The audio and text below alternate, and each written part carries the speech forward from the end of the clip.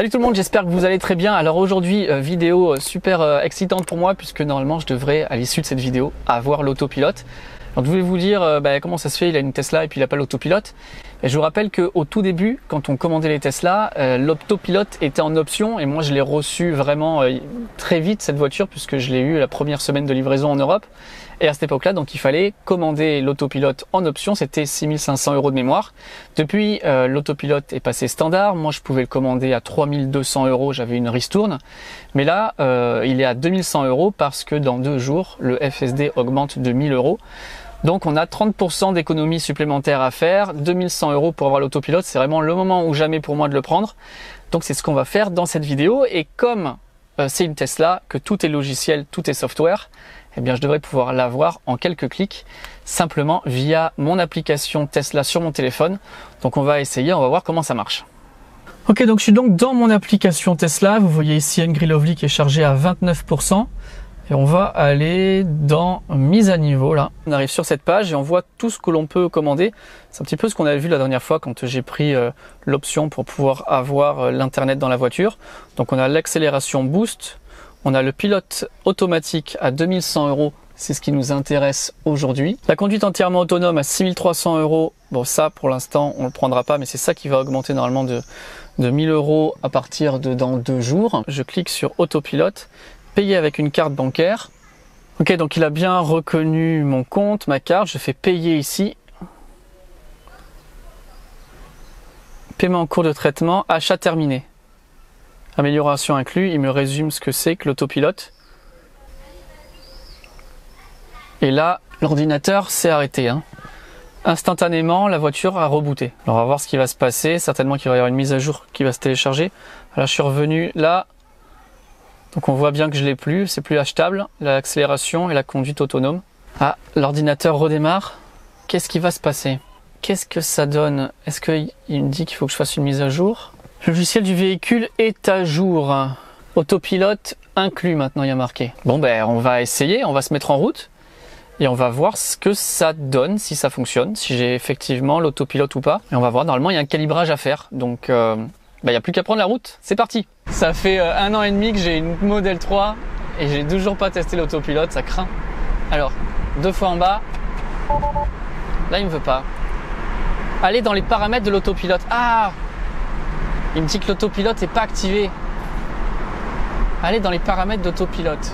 Alors on va s'arrêter, on va aller voir. Ça fait vraiment newbie, hein. Mais c'est ça aussi, c'est la découverte. C'est pour ça que j'ai jamais vraiment voulu savoir comment ça se passerait une fois que j'aurai l'autopilote pour avoir la surprise de la découverte. Autopilote, forcément, il n'est pas activé. Alors ouais, il faut aller dans autopilote, du coup. Distance, assistance au maintien de la cap, bêta. On va dire oui. Est-ce que c'était ça? Autopilote, assistance au maintien de cap, version bêta. Ça peut être ça, hein. Normalement, ça devrait être bon. Ouais, ça devrait être bon. Ok, on repart. Il y a le volant qui s'est affiché. Le fameux volant gris dont tout le monde me parle. Le fameux volant gris qui, normalement, commence le calibrage. Il semblerait qu'il faille que le volant passe entièrement au bleu. Je vais mettre un petit peu de clim. Alors maintenant ça fonctionne, hein, les commandes de clim, regardez. Allume la climatisation. Alors là elle est à 19. 19 c'est un petit peu froid. Règle la climatisation à 22 degrés. 22. Excellent. Alors on va prendre l'autoroute direction Mougins et on va voir ce qu'il se passe. J'aimerais bien que le volant commence à être bleu là. Ça me rassurerait. Alors je fais une fois. Alors, il y a marqué max 110, ça j'avais pas avant. Ah ouais, avant il n'était pas adaptatif. Avant c'était vraiment le régulateur. Je disais 110, il y avait une moto devant, là il y a une moto actuellement. Il y aurait eu une moto, on l'aurait tapé sans problème, ça freinait pas. Là maintenant effectivement il y a max. J'ai une moto devant et je roule à 82. 82 sur l'autoroute, c'est vraiment pas beaucoup. On va se déporter, on va voir ce qui se passe. Je mets le clignotant. Je change de fil, j'accélère quand même. Est-ce qu'elle accélère? Ouais, elle accélère toute seule. 96, 97, 98, 100, 103, 105, 108. Bon, il y a une voiture devant là-bas. Je vais mettre sur la file ici, il n'y a personne. 110. Voilà. Ok, ça a été assez agréable comme accélération. Ça, c'est cool. Par contre, le volant, il est toujours tout gris. Je vais appuyer vers le bas. Alors, je vais désactiver ça. On va appuyer 2 fois en bas. Oh, ça a marché direct. Veuillez garder les mains sur le volant. Il est passé directement en bleu. J'ai pas eu à faire apparemment de configuration. Oh, c'est dingue. Comment ça se fait qu'il n'a pas eu à se configurer? Certainement, il a dû le faire depuis que je conduis. Parce que j'ai fait 17 000 km quand même avec cette voiture. Donc ça a dû paramétrer, calibrer les capteurs d'autopilote. Mais ça n'avait pas activé l'autopilote. Vous voyez ce que je veux dire? Ça y est, mesdames et messieurs, nous avons enfin l'autopilote sur Angry Lovely, 1 an et demi après. Waouh! Comment elle conduit par rapport à la Kia? La Kia, franchement, il fait hyper bien le job sur des trajets comme ça. Il n'y a vraiment pas de problème. Ça fait pas de ping-pong là. C'est l'équivalent. Ce qui est bizarre, c'est que finalement, je suis dans une Tesla et je prends comme point de comparaison pour l'autopilote de Kia. Alors que normalement, c'est l'inverse. On se base sur celui de Tesla et on le compare aux autres marques. C'est assez amusant.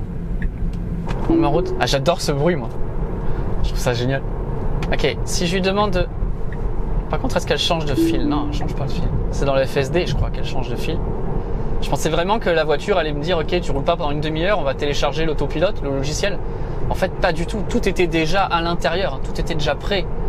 Simplement, une activation par mon application. Ça a rebooté. Ça a mis quoi? Ça a mis une minute 30 pour rebooter l'écran. Et c'était prêt. C'est incroyable. C'est hallucinant. Avec la Kia, par exemple, quand je veux changer de fil, ça le coupe le temps que je fasse la manœuvre de changement de fil. Et après, ça le réactive. Là, je suis curieux de savoir comment ça va se passer. Ok, on va pouvoir changer de fil. Alors, on change de fil. Elle fait rien. Elle a coupé là. Elle a coupé et il faut que je rappuie. Ah. Et la grande question que beaucoup de personnes posent, c'est est-ce que je dois prendre le FSD si j'en ai les moyens? Alors moi, franchement, la réponse, c'est oui, un grand oui. Parce qu'on voit bien que ça va augmenter en prix et il y a vachement plus de choses, quoi. Il y aura toujours des mises à jour constantes. Ça risque d'être vraiment super. Donc pour moi, si vous avez la possibilité, si vous avez les moyens, puis si vous avez envie, si ça vous intéresse, allez-y, hein, n'hésitez pas à prendre l'option FSD. Même si aujourd'hui c'est moins puissant qu'aux États-Unis, en Amérique du Nord, il y aura de toute façon des améliorations. Donc si c'est une voiture que vous pensez garder, ou même à la revente, ça aura une meilleure valeur à la revente avec que sans. Moi, je conseille toujours d'avoir toutes les options possibles. Là, il voudrait le mettre.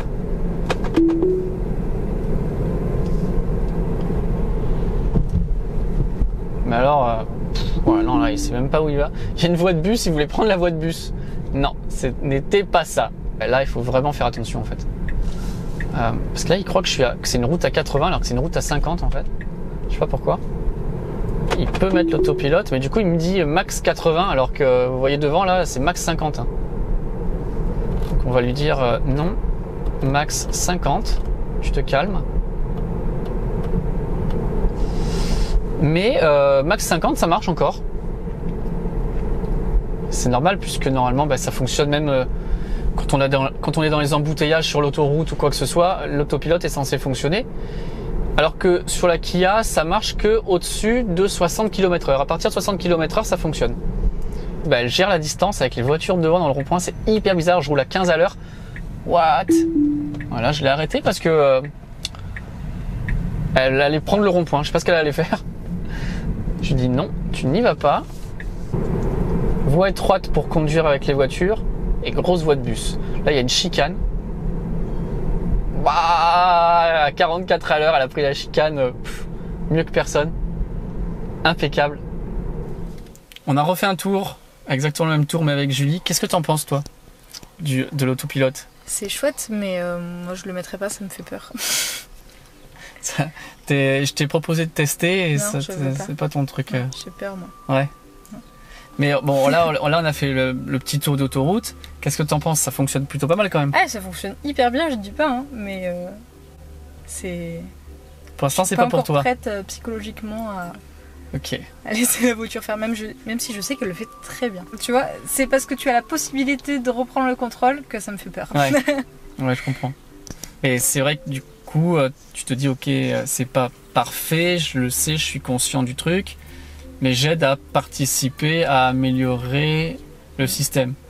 Donc ça, c'est bien. Bah, peut-être que si je l'avais sur ma Zoé, je l'utiliserais de temps en temps, mais... Ouais.